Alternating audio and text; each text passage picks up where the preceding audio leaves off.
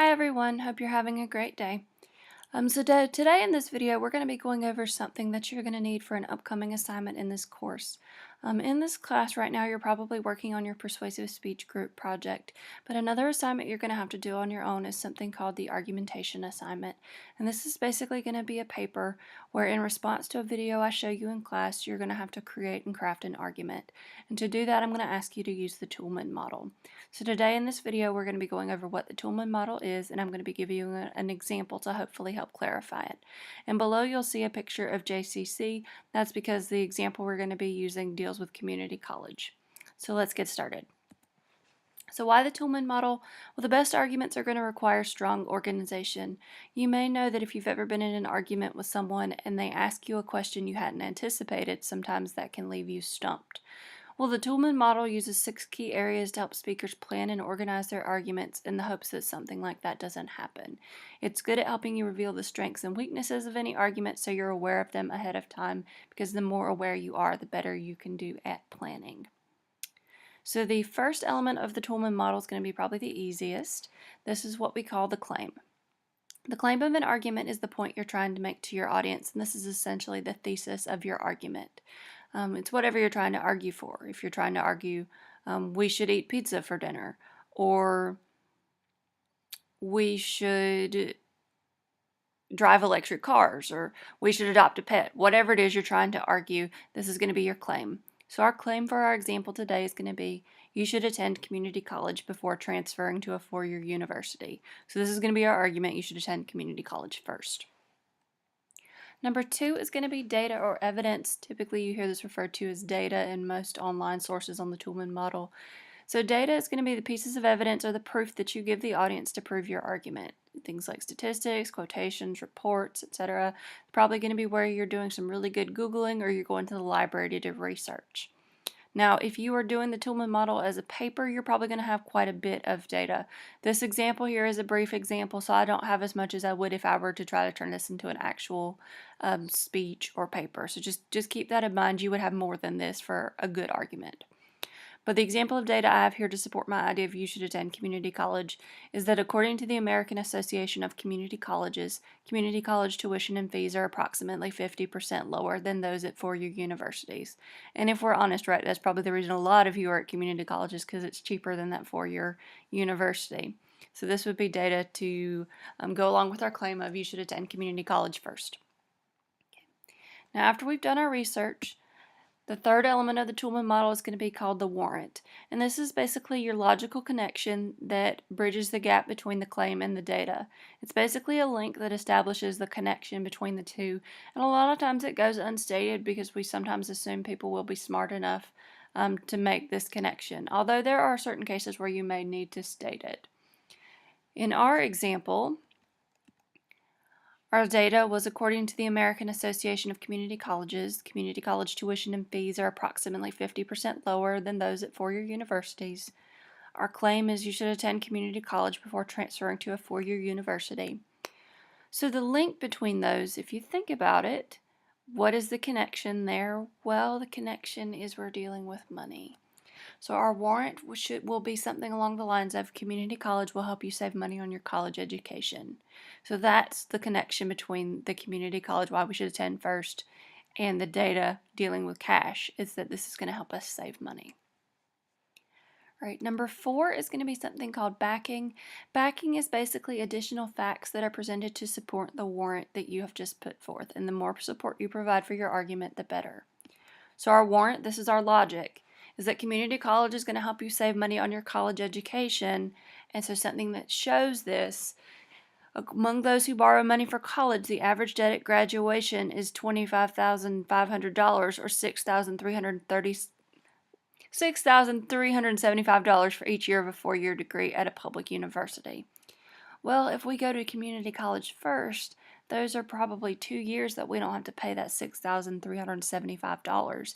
So that would be an example of backing, showing that a 4-year public university is going to be more expensive than the community college that we have chosen to attend.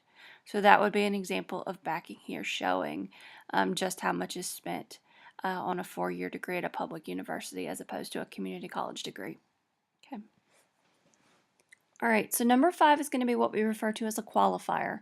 And a qualifier is going to be a statement that may in some way limit the strength of your argument, or it can propose conditions under which your argument is true. Basically, a qualifier is going to show some type of limitation on your argument and show that it may not be 100% perfect in every single situation.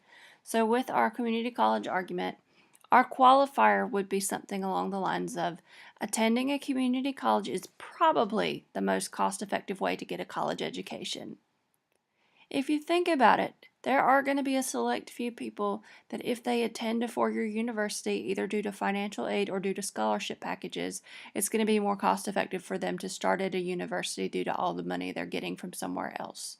So, while it is probably true that most people who are paying for college, community college is going to be the most cost-effective way to get started, it isn't necessarily true for everyone. Qualifiers exist to show just that, essentially. So the use of words like probably or maybe or even definitely if you feel like your argument is airtight and there's no exceptions to it.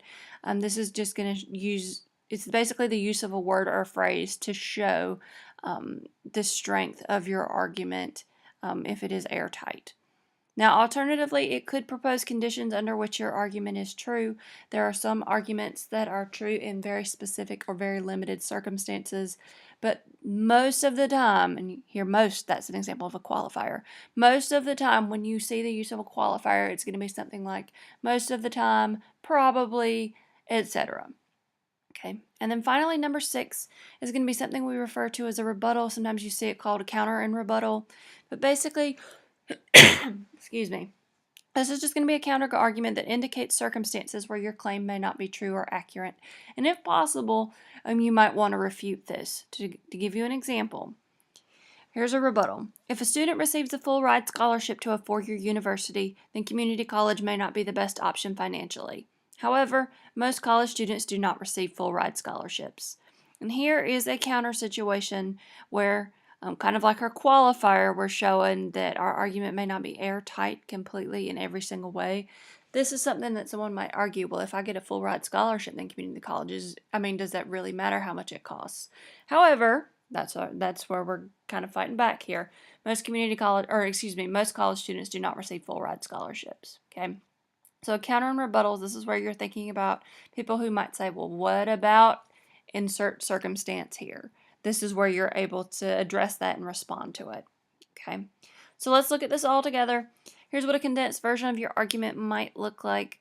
You should attend community college before transferring to a four-year university. According to the American Association of Community Colleges, community college tuition and fees are approximately 50% lower than those at four-year universities.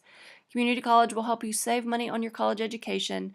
Among those who borrow money for college, the average debt at graduation is $25,500 or $6,375 for each year of a four-year degree at a public university. Attending community college is probably the most cost-effective way to get a college education. If a student receives a full ride scholarship to a four-year university, then community college may not be the best option financially. However, most college students do not receive full ride scholarships. Now, if you're writing a paper, obviously this is going to be probably longer. You're going to have more data and probably more backing evidence.